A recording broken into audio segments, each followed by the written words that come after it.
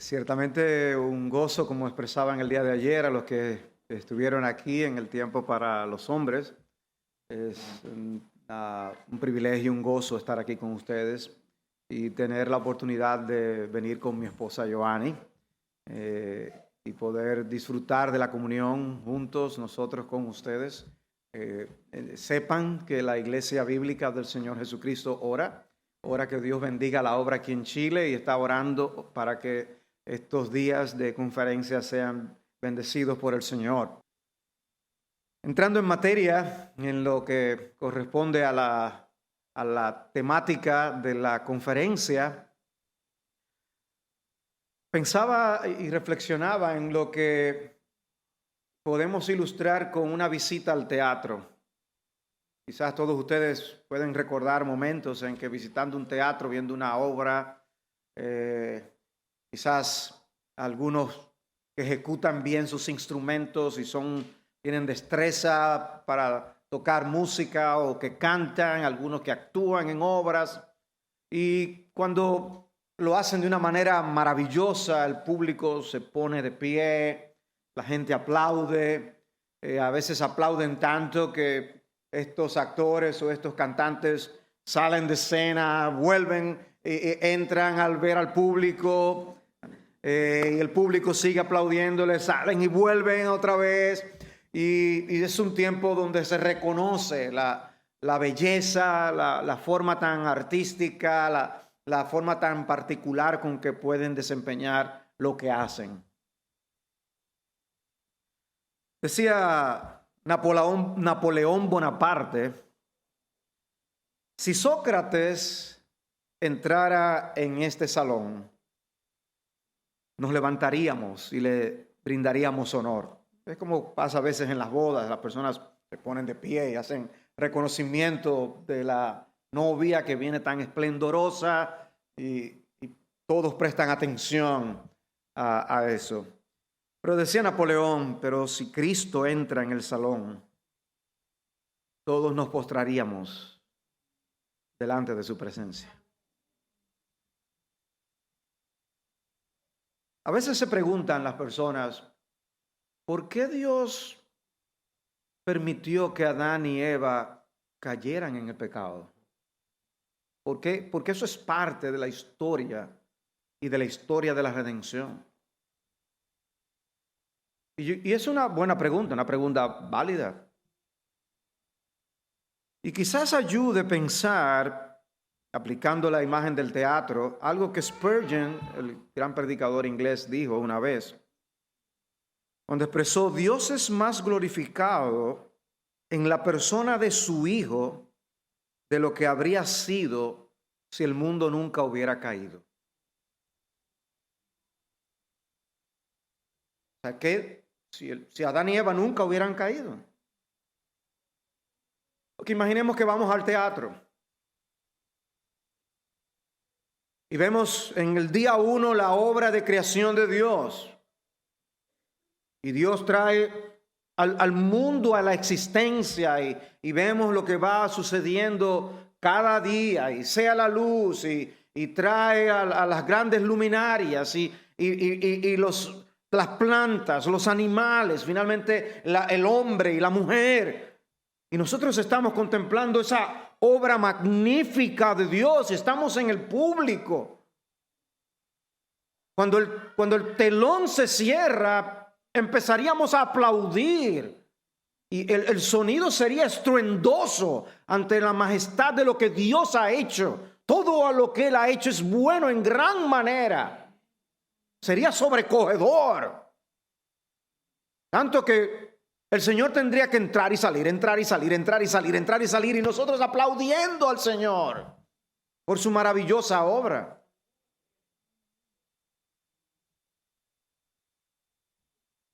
Pero si lo que vemos en el teatro es la historia de la redención,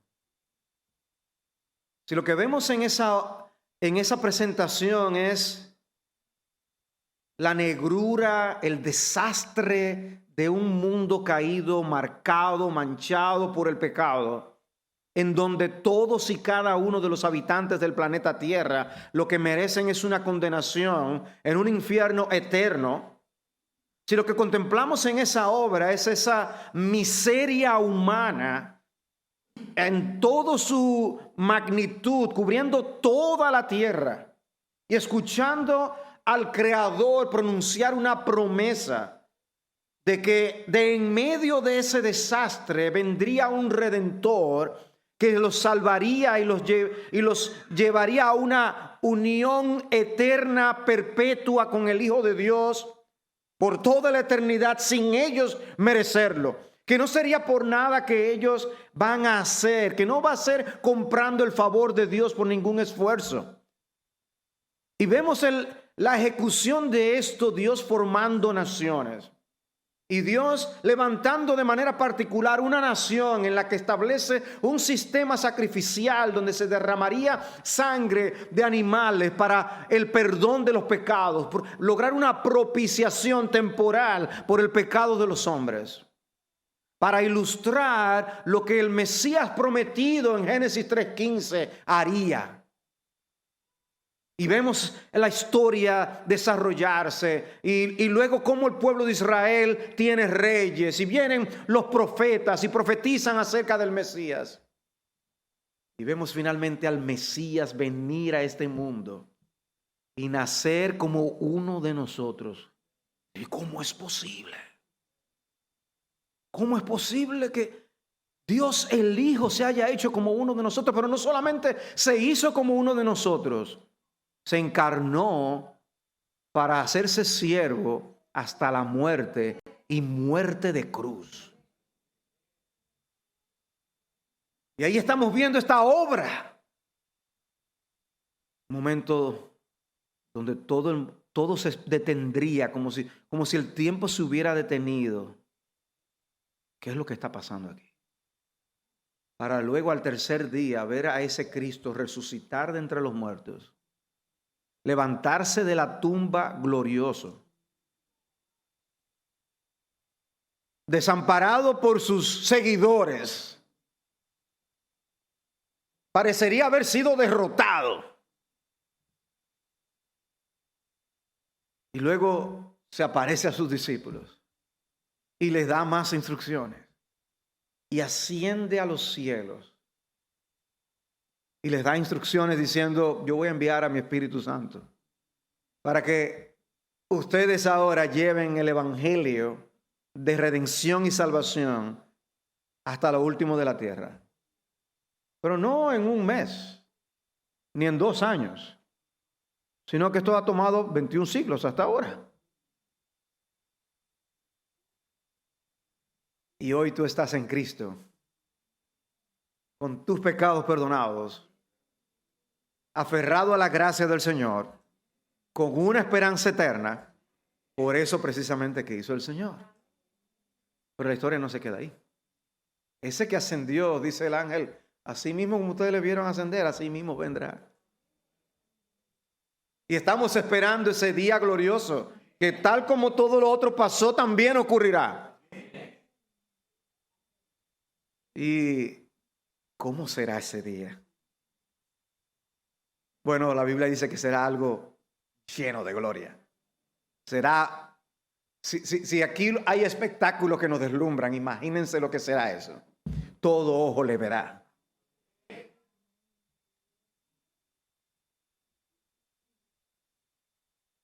Entramos al cielos nuevos y tierra nueva donde mora la justicia. Y se baja el telón.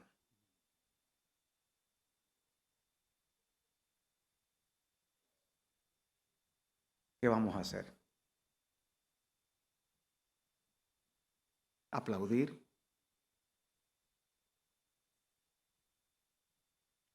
¿O nos vamos a postrar?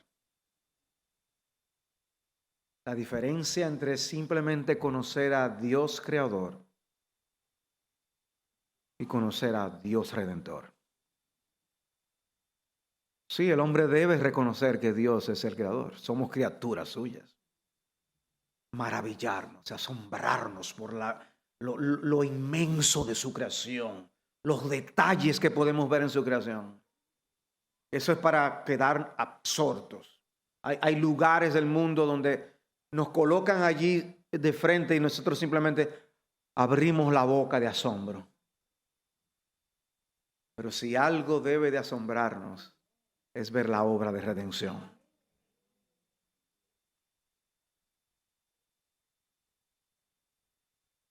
Y no sería aplaudiendo. Yo creo que no sería simplemente aplaudiendo. Yo creo que Apocalipsis trata no de captar un poco de lo que sería eso, porque es algo limitado. Es imposible representar lo que va a pasar en el cielo. Pero allí está su pueblo atribuyendo a Cristo honor, loor, alabanza, dominio, poder, autoridad. ¿Qué palabra más me falta para atribuírsela a Jesús? A Él sea la gloria ahora y por los siglos de los siglos. Amén.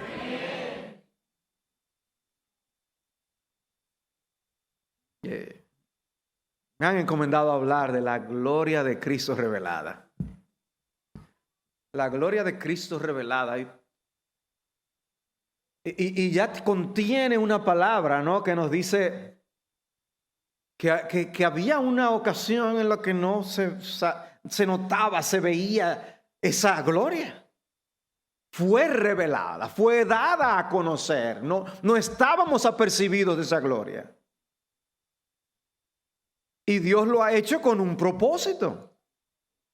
¿Para qué Dios nos deja ver algo de la gloria de nuestro bendito Señor Jesucristo? ¿Cuál es su interés? ¿Cuál es el propósito?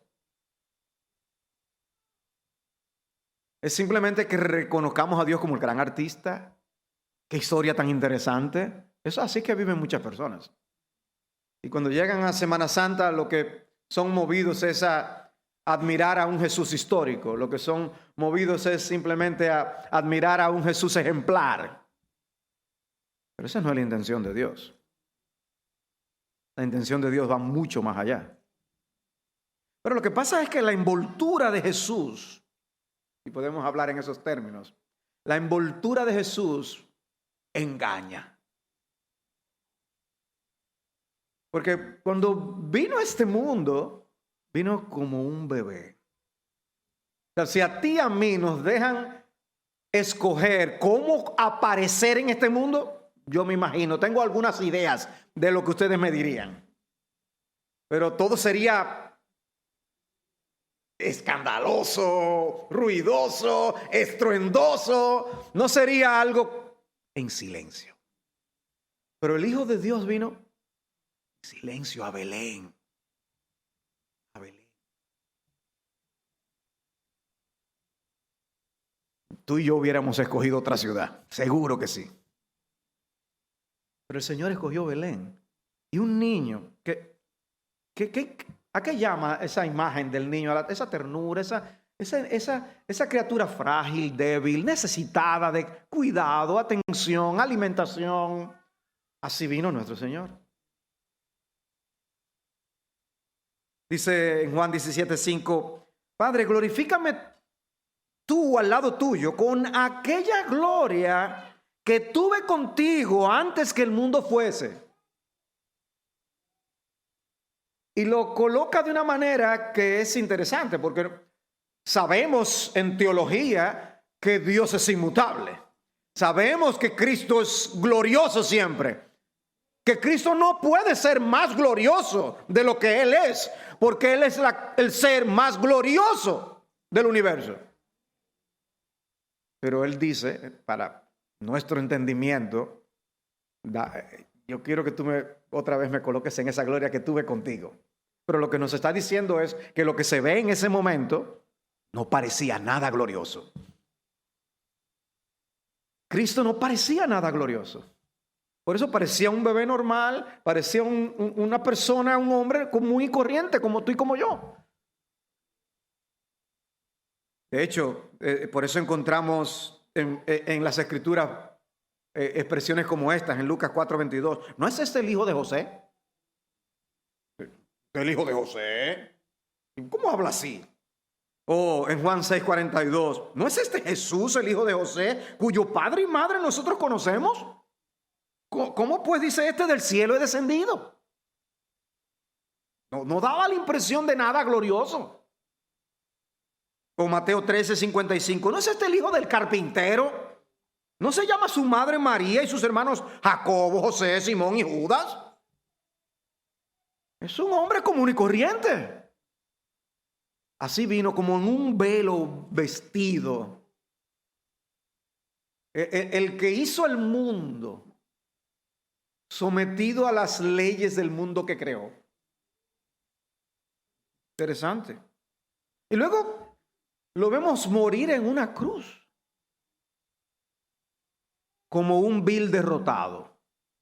Porque así lo veían sus enemigos. Los judíos pensaban, le ganamos la batalla. Terminamos con nuestro enemigo. Pero también en los evangelios vemos destellos de gloria. Solamente destellos de gloria. Aún en cuanto al nacimiento mismo, en la narración de Lucas, cómo aparecen las miríadas de ángeles y dan gloria a Dios en medio de todo eso. Una manifestación de la gloria de Dios en medio de ese evento. Pero no todo el mundo observó eso. Fue algo que Dios escogió para unos pastores que estaban allí ocultamente trabajando. Pero hay destellos de gloria. Vemos también el momento de la transfiguración, cuando el Señor, delante de solo 3 de sus discípulos, porque una vez más, tú y yo hubiéramos escogido una multitud, pero solamente a los 3 discípulos más cercanos de Jesús, y el Señor se transfigura en gloria, en su presencia, y aparecen allí Elías y Moisés hablando con él. Un momento muy particular. El momento fue tan especial que ustedes conocen la historia de cómo Pedro comenzó a decir algunas cosas que no entendía ni lo que estaba diciendo. Lo impactó, lo que vio lo impactó. Pero además de esto, también vemos las narraciones de la resurrección. Sí, murió. Pero ese derrotado, entre comillas, se levantó de la tumba glorioso. Gloria, el poder de Dios se manifestó en esa resurrección de la tumba. Y también mencionamos la ascensión, también hay gloria, subió en las nubes, es así mismo como se va, así mismo regresa, y la Biblia habla en términos de ese regreso, de una gloria de manifestación en esas nubes de gloria. O sea que vemos la gloria de Jesús oculta en la manera como viene a la tierra, como Dios se hace hombre, pero también destellos de esa gloria, pero solamente destellos. Por eso decía, entra alguien importante y quizás todos nos ponemos de pie. Entró tal persona. Pero ¿cuál sería nuestra reacción si entra Jesús? ¿Qué si fuera Jesús que entrara? Y en ese sentido, me gustaría que fuéramos al libro de Apocalipsis. Apocalipsis capítulo 1.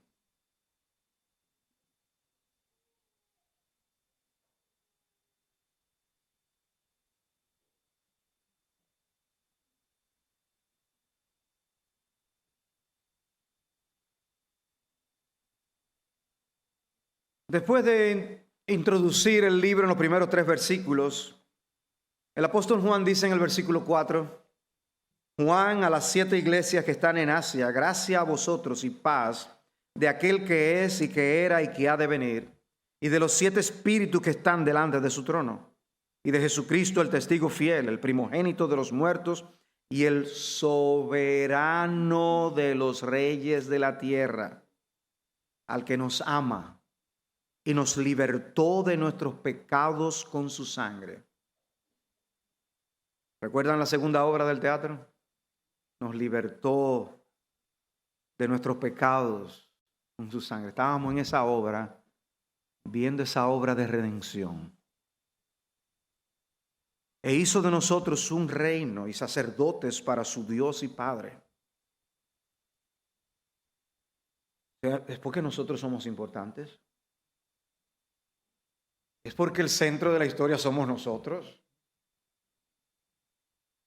Inmediatamente dice: a Él sea la gloria y el dominio por los siglos de los siglos. Amén. Es como, no a nosotros, oh Señor, no a nosotros, sino a tu nombre da gloria. Y aquí viene con las nubes, y todo ojo le verá, aun los que le traspasaron, y todas las tribus de la tierra harán lamentación por él. Sí, amén. Yo soy el Alfa y la Omega, dice el Señor Dios, el que es y que era y que ha de venir, el Todopoderoso.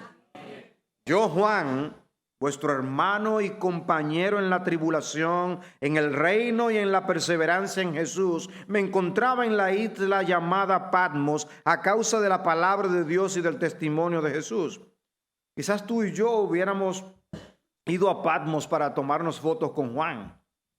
Quizás tú y yo le hubiéramos pedido el contacto a Juan para poder comunicarnos con él. Pero Juan está diciendo: yo soy vuestro hermano y compañero. Eso es lo que yo soy. Yo estoy hablando de otro. Y dice en el versículo 10: y estaba yo en el Espíritu en el día del Señor, y oí detrás de mí una gran voz como sonido de trompeta, que decía: escribe en un libro lo que ves y envíalo a las 7 iglesias, a Éfeso, Esmirna, Pérgamo, Tiatira, Sardis, Filadelfia y la Odisea. Y me volví para ver de quién era la voz que hablaba conmigo. Pero Juan conocía la voz del Señor. Pero recordemos, este es Jesús glorificado, ascendido a la diestra del Padre en las alturas. Dice: y al volverme vi 7 candeleros de oro. Y en medio de los candeleros vi a uno semejante al Hijo del Hombre, vestido con una túnica que le llegaba hasta los pies y ceñido por el pecho con un cinto de oro. Su cabeza y sus cabellos eran blancos como blanca lana, como nieve. Sus ojos eran como llama de fuego. Sus pies semejantes al bronce bruñido cuando se le ha hecho refulgir en el horno. Y su voz como el ruido de muchas aguas. En su mano derecha tenía 7 estrellas, y de su boca salía una aguda espada de 2 filos. Su rostro era como el sol cuando brilla con toda su fuerza. ¿Qué descripción de nuestro Señor? ¿Cuál es la imagen que tú tienes de Jesucristo? ¿La de la Navidad? ¿La del niño en el pesebre? ¿El niño débil, frágil, necesitado? ¿La del maestro que caminó en Capernaum, en Jerusalén? ¿Cuál es la imagen que tú tienes? ¿Que estuvo enseñando el maestro ejemplar? ¿O la imagen de Jesús en la cruz? Semana Santa. Jesús murió. ¿Cuál es la imagen que tú tienes? Porque la imagen con la que nos deja la palabra de Dios es con esta de Apocalipsis. Sí, todo eso pasó en la vida de nuestro Señor. Pero Él no es ya el niño Jesús. Él no es el maestro caminando como cualquier hombre en la tierra, como anduvo en aquellos días, tanto que fue confundido. No es el hijo de José. Esto no puede ser nada de lo que él dice de que es Dios. No es el Cristo que está en la cruz del Calvario. Él murió en la cruz del Calvario, pero no está en la cruz del Calvario. Porque se levantó, resucitó y ascendió glorioso. Y entonces Juan le escribe a las iglesias. ¿De qué están compuestas las iglesias? De gente como tú y como yo, ¿verdad? Y a gente como tú y como yo, Juan viene y le dice: así es Jesús. Así es Jesús. Ahora muchas personas o algunas personas se atreven a decir que se encontraron con Jesús y Él se les apareció cuando estaban en la habitación, porque ellos son muy espirituales. Y entonces el Señor se le aparece y después nos cuentan lo que hablaron. Hoy el Señor me dijo y yo le respondí y aquello y lo otro. Lo único que cuando yo voy al Nuevo Testamento, yo lo que veo en el versículo 17 es esto. Juan el apóstol, cuando lo vi, caí como muerto a sus pies. Y él puso su mano derecha sobre mí diciendo, no temas, yo soy el primero y el último. Y el que vive y estuve muerto, y aquí estoy vivo por los siglos de los siglos, y tengo las llaves de la muerte y del Hades. ¿Cuál es la imagen de Cristo que tú tienes en tu mente? Y para que no haya duda, él le dice, Juan, escribe estas cosas. Estas cosas hay que dejarlas por escrito, con un propósito y una intención. Escribe pues las cosas que has visto y las que son y las que han de suceder después de estas. En cuanto al misterio de las 7 estrellas que viste en mi mano derecha y de los 7 candeleros de oro, las 7 estrellas son los ángeles de las 7 iglesias y los 7 candeleros son las 7 iglesias. Que hay símbolos en el libro de Apocalipsis, figuras que se utilizan en el libro. Algunas veces no nos explica qué son, pero en otras ocasiones sí nos explica qué son. Y aquí por lo menos encontramos algo aquí acerca de estos candeleros y de estas estrellas. Pero lo interesante es que el Señor le da orden a Juan de escribe estas cosas. Yo quiero que mi pueblo conozca quién yo soy. ¿Necesitaba Juan saber más de Jesús? Sí. Juan el apóstol que estuvo con Jesús. No bastó con caminar con Jesús y escuchar las enseñanzas de Jesús en vivo. No bastó.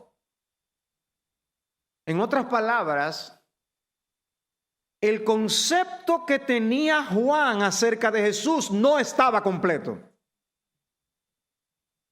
Por eso hablamos de la gloria de Jesucristo revelada. Es dada a conocer. Si Dios no nos muestra quién Él es, no le conocemos. Nos pasa con la gente que si no se nos revelan y nos cuentan qué son, no sabemos a veces qué piensan que son en realidad. Mucho menos Dios. Dios, sin embargo, sí se da a conocer, porque Él quiere ser conocido. Y cuando Jesús da a conocer quién Él es, incluye esta descripción de Apocalipsis capítulo 1. Pero no es la única descripción que nosotros encontramos. El libro de Apocalipsis contiene más descripciones acerca de Jesucristo. Pero fíjense cómo al introducir el libro mismo, lo introduce con esta imagen de Jesús. Era importante que los hermanos del primer siglo y de los siglos siguientes conocieran quién es el Señor. Y parte del propósito del libro de Apocalipsis es precisamente alentar, consolar a los hermanos en medio de las fieras persecuciones que se estaban llevando a cabo en aquellos días y de las que vendrían luego. Nosotros, si nos llevamos simplemente de las cosas que vemos, posiblemente podemos concluir que ya vivimos en la era postcristiana y que el momento ya donde las iglesias desaparecerán viene pronto. Pero cuando leemos las Escrituras, sabemos que la historia no termina así. Que las puertas del Hades no prevalecerán contra la iglesia. Sabemos quién gana al final. Sabemos que Jesús es el victorioso y Él nos dice, aún en el mismo libro de Apocalipsis, que nosotros venceremos con Él y reinaremos con Él. Él nos hizo reyes y sacerdotes. No fue para ser de esos reyes nominales que hoy aparecen, es el rey de tal sitio y no hace nada.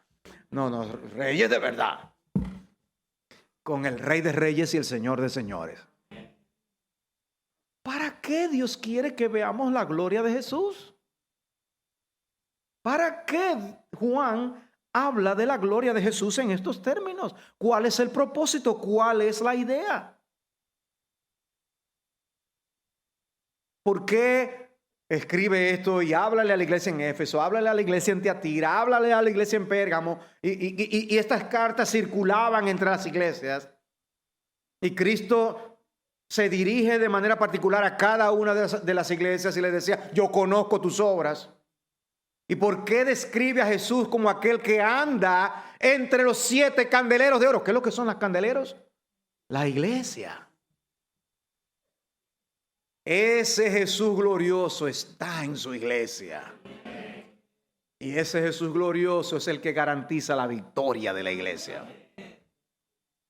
Y ese es el propósito. Entonces, vale la pena ir más allá de la descripción de Jesús que te encontramos en los evangelios, aún con los destellos de gloria que encontramos allí. Porque es maravilloso leerlo de la transfiguración. Imagínense que ustedes hubieran estado allí con Jacobo, con Pedro y con Juan. Es maravilloso. Pero eso no basta. Eso no nos da la imagen fidedigna de cuál es la gloria de nuestro Redentor y Salvador. Hay mucho más allá en ese sentido. Y dice el versículo 12 una vez más: y me volví para ver de quién era la voz que hablaba conmigo. Y al volverme vi 7 candeleros de oro, y en medio de los candeleros vi a uno semejante al Hijo del Hombre. Esa expresión evoca algo. Y obviamente vienen a nuestra mente versículos de los evangelios. Pero va mucho más lejos aún, a profecías como las que tenemos en Daniel capítulo 7, hablando acerca de Jesús. Y pregunto, ¿y de qué trata Daniel? Si tú lees Daniel hoy, ¿para qué sirve? Nosotros podemos quizás pensar, Daniel es un libro para contarle historias a mis niños, para que vean cómo Dios es capaz de callar la boca de los leones. O poder contarle la historia de cómo el Señor salvó a los amigos de Daniel del horno de fuego. Son historias maravillosas. ¿Ese es el propósito de Daniel? Bueno, quizás entonces que Daniel pudo haberse acabado en el capítulo 6. Porque ahí es que termina la historia de Daniel en el foso de los leones. Lo demás entonces empieza con unos términos raros de unos animales que se comen a otros. Y uno se pregunta, ¿y para qué sirve Daniel? ¿Cuál es el propósito de Daniel? Bueno, aún en los primeros capítulos, pero sobre todo en esos últimos capítulos, lo que vemos es a Dios mostrando su gran poder y soberanía sobre todas las cosas, y el rol que su Hijo, obviamente no lo dice en esos términos, pero el Hijo del Hombre iba a hacer. Y cómo sería el último gran reino, porque reinaría eternamente y para siempre. El reino eterno del Hijo de Dios está anunciado en el libro de Daniel. Y es por eso que nos impacta ver lo que ocurre en Daniel capítulo 4 con Nabucodonosor. El hombre más poderoso de la tierra en aquel momento. Y dice que Dios lo puso a comer hierba. Dice, ahora yo sé quién es el que manda. Dios es el soberano. Y él instala a su hijo. Viene el nieto de Nabucodonosor, leemos el capítulo 5, por no prestar atención a lo que pasó con su abuelo, le pasa lo mismo a él. Y recordamos la historia de la mano que escribió en la pared y el juicio y todo lo demás. ¿Qué está mostrando Dios una vez más? Dios es el que reina. Dios está en control. Él es el Dios de la historia. Los imperios están ordenados tal como Él lo ha dicho. Cuando vamos al libro de Apocalipsis, ¿qué es lo que encontramos? Exactamente lo mismo. Pero ahora con un énfasis en el pueblo de Dios, la iglesia. Por eso escribe esto. La iglesia tiene que conocer esto. La iglesia tiene que saber que yo estoy en control. Porque es que a veces vemos el mundo y pero el mundo está de cabeza. ¿Y qué pasa en aquel país esto? Y en aquel otro país esto. Y en aquel país esto. ¿Y qué es lo que está pasando en el mundo? Y Dios nos recuerda, yo estoy en control. Y Dios quiere que su pueblo lo sepa. Escribe a las iglesias para que nosotros veamos que ese Hijo de Hombre estaba profetizado desde antes. Pero ha habido una revelación progresiva en esa historia de redención, porque nosotros no lo podemos conocer todo de golpe y sopetón. Somos como los niños que de pequeñitos vamos aprendiendo poquitas cosas, y vamos edificando sobre eso que vamos conociendo. Así somos nosotros. Y Dios se fue revelando y poco a poco va creciendo esa revelación y vamos conociendo más y más de la gloria de ese maravilloso Salvador. Ya ese Cristo, ese Hijo de Dios, era todo lo glorioso que podía ser, porque no puede ser más glorioso que lo que es.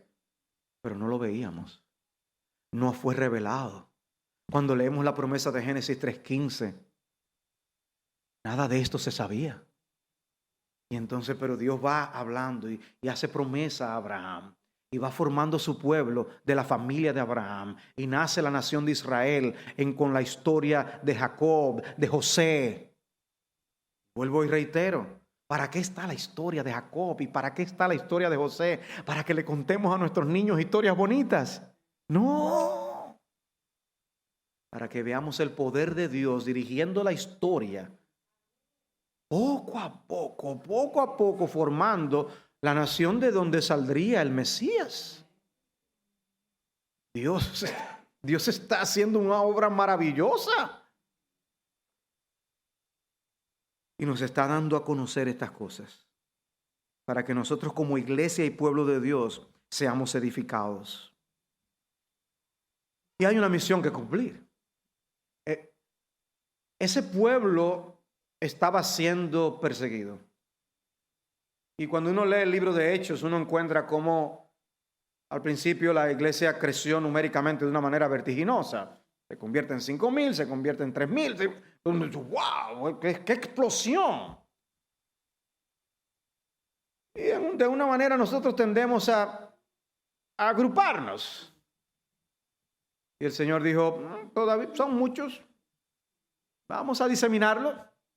Y viene la persecución. Y se diseminan los creyentes por diferentes lados. ¿Y qué pasó? Que el evangelio empezó a diseminarse. Porque nosotros estamos llamados a ser luminarias en el mundo. Pregunta. ¿Para qué? ¿Qué es lo que nosotros vamos a reflejar? ¿Hay algún mensaje que anunciar? ¿El que a ti se te ocurra y a mí? No, nosotros estamos llamados a anunciar a Jesucristo y la obra de Cristo.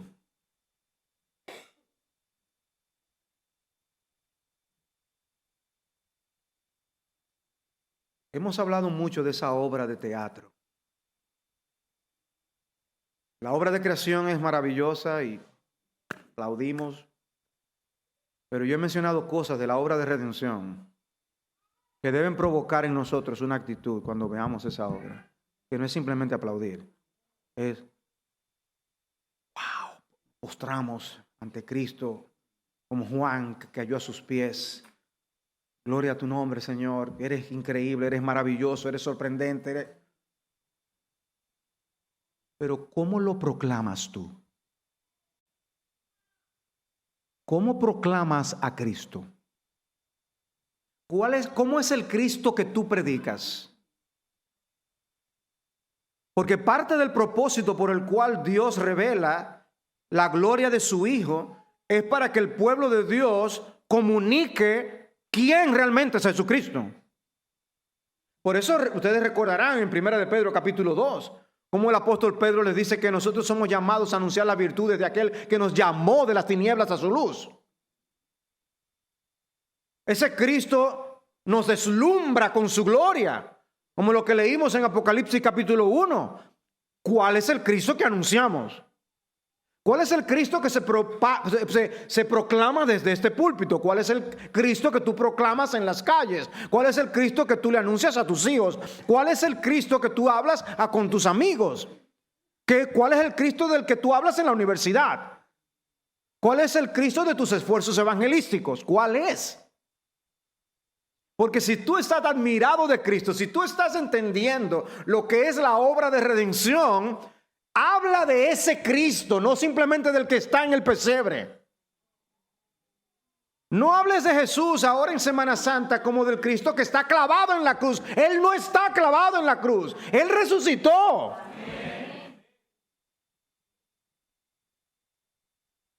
Y eso es lo que vemos en las Escrituras. Y Pablo escribe a las iglesias como nosotros y le dice en Filipenses 2:14, haced todas las cosas sin murmuraciones ni discusiones, porque eso es dar buen testimonio. Y dice, para que seáis irreprensibles y sencillos, hijos de Dios sin tacha, en medio de una generación torcida y perversa, en medio de la cual resplandecéis como luminares en el mundo. Resplandecéis como luminares en el mundo. En otro lugar Jesús habla de que debemos ser sal de la tierra y luz del mundo. ¿La luz que nosotros reflejamos es propia? No, es la luz de Jesús. Es importante que tú y yo entonces tengamos una percepción de la gloria de ese Jesús, para hablar de Él debidamente y no simplemente como el Cristo que las personas a veces abrazan. Y reitero una vez más, ¿dónde está Cristo? ¿Dónde está Cristo en esta descripción de Juan? Me encanta que como la Escritura dice que Jesús está a la diestra del Padre, sentado allí, habiendo acabado la obra de redención que él hizo. Comunica una imagen maravillosa. Pero no olvidemos de esta descripción de Apocalipsis 1. Ya Cristo ha ascendido cuando Juan escribe esto. Pero ¿dónde lo coloca Juan? Nosotros recorremos la historia de la iglesia y vemos diferentes momentos de la historia de la iglesia, que son algunos luminosos y otros son desastrosos. Y uno dice, ¿dónde está Jesús en todo esto? ¿Dónde está Jesús? ¿Dónde estaba Cristo en la Edad Media cuando había tanto oscurantismo, tantos ritos huecos y vacíos? ¿Dónde estaba Cristo cuando llegó el racionalismo y el escepticismo imperó? Cuando entraron las teorías de evolución y cosas semejantes. ¿Dónde estaba Cristo? ¿Dónde ha estado Cristo cuando ha penetrado el islamismo en diferentes países y regiones del mundo? El budismo, el hinduismo, que mantienen a millones de almas en tinieblas. ¿Saben dónde está Cristo? Y vi 7 candeleros de oro, y en medio de los candeleros vi a uno semejante al Hijo del Hombre, vestido con una túnica que llegaba hasta los pies y ceñido por el pecho con un cinto de oro. Después de todos estos siglos de batallas, la iglesia sigue en pie, porque Cristo vive y reina en medio de su pueblo. Ese Cristo de gloria está con su pueblo. Y Él es nuestra esperanza. En Chile, en República Dominicana y en cualquier otro lugar del mundo. ¿Para qué escribe Juan esto? Necesitamos escuchar que nuestro Cristo es el Cristo de gloria. ¿Qué venimos a adorar a la iglesia? Venimos a adorar al Cristo de gloria. ¿Con qué evangelizamos? ¿Qué anunciamos nosotros al mundo? Al Cristo de gloria. ¿A quién nos aferramos en medio de nuestras aflicciones y tribulaciones? Al Cristo de gloria. ¿A quién buscamos cuando leemos las Escrituras? Al Cristo de gloria. Queremos encontrarlo a Él y tener comunión con Él. ¿Quién es el que ha hecho intercesión por nosotros? El Cristo de gloria. Cuando se baja el telón,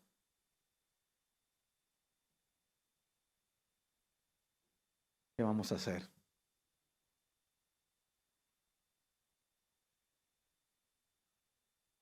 Si las cosas no son diferentes, tú y yo podemos encontrarnos pronto en la presencia de Dios, partiendo a través del medio común y tradicional de la muerte. Pero si no, sucederá como Pablo escribe en 1 Tesalónica capítulo 4 y en muchos otros lugares, donde dice que nos reuniremos con el Señor para estar siempre con Él. Un momento de gloria con el Rey de gloria. Pero así terminará la historia. Y así se sellará la victoria del Cordero que derramó su sangre para salvar a pecadores de sus pecados, para dar sentido a nuestra vida. La pregunta es, ¿cómo vamos a adorar? Cuando tú vengas el domingo o cualquier día que haya servicio de adoración, ¿vas a adorar como tú aplaudes al pianista, a la actriz, al flautista, al violinista?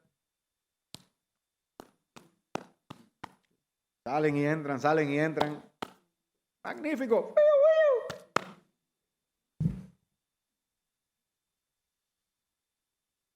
¿O hay otro tipo de reacción que nosotros debemos tener ante nuestro Señor? Sí, debemos admirar sus atributos. Como mencionaba nuestro hermano al inicio, Cristo, a quien vimos, dicen los apóstoles, lleno de gracia y en verdad. Ver esa gracia, esa misericordia, esa compasión de Jesús, esa paciencia, esa ternura, es maravilloso. Pero no olvides Apocalipsis capítulo 1. No olvides Apocalipsis capítulo 1. Y podemos seguir leyendo. Apocalipsis 5, ¿quieres? ¿Quién es digno de abrir el libro y desatar sus sellos? ¿Y qué significa eso? Que Cristo está en control. Cristo está en control de la historia. Y Cristo es el juez del universo. Y Él va a actuar conforme al juez justo que juzgará a todos, vivos y muertos. De eso se trata Apocalipsis capítulo 5. Él es digno de abrir el libro y desatar sus sellos. Y podemos seguir en algunos capítulos, pero llegamos al 19 y vemos allí a Cristo descender con el gran caballo blanco como un capitán vencedor, victorioso para la derrota absoluta, total y definitiva de todos sus enemigos. Y pregunto una vez más, ¿y para qué Apocalipsis nos dice eso? El pueblo de Dios estaba sufriendo. Porque no iba en ese instante y regresaba y acababa con los enemigos, acababa con el imperio romano. No, ese no era el plan de Dios. Tú y yo no estuviéramos aquí. Qué bueno que Cristo no había venido en ese momento. Qué bueno que todavía no había venido. Y no ha venido dando oportunidad para el arrepentimiento. Quizás a ti que estés aquí sin Cristo, para que tú le busques y procures abrazarlo por la fe para la salvación de tu alma. Venid a mí, como decía Cristo. Quizás por eso no ha venido, pero cuando venga en su gloria, Él entonces va a juzgar a los vivos y a los muertos, a dar a cada uno conforme a lo que hayan hecho con el Hijo de Dios. ¡Wow! ¡Qué Cristo tan glorioso! ¿Y para qué se revela? Para que tú y yo le conozcamos, le adoremos debidamente. Cuando tú vengas a adorar, ¿cómo tú le vas a adorar? Cuando tú vayas a compartir el Evangelio, ¿qué Cristo tú vas a compartir? Cuando tú vayas a leer tu Biblia, ¿a qué Cristo vas a buscar?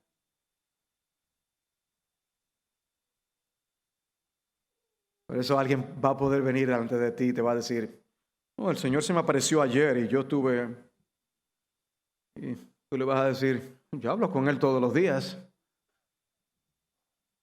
Y yo lo veo en la palabra de Dios todos los días. Y yo lo adoro en la iglesia. Es glorioso y un día vendrá a buscarme. Eso está en la Biblia. Eso es palabra de Dios. Y no solo de pan vive el hombre, sino de toda palabra que sale de la boca de Dios. Eso es verdadera comida y verdadera bebida.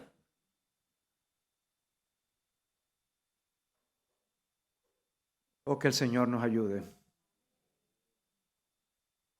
a no tener una imagen mental con un Cristo debilucho, frágil, necesitado y a veces hasta afeminado, sino con la imagen que la Escritura nos provee de un Cristo lleno de gloria, glorioso, tan lleno de gloria que nosotros nos vamos a pasar la eternidad alabándole y glorificándole y nos vamos a sentir que nos quedamos cortos por todo lo que Él se merece.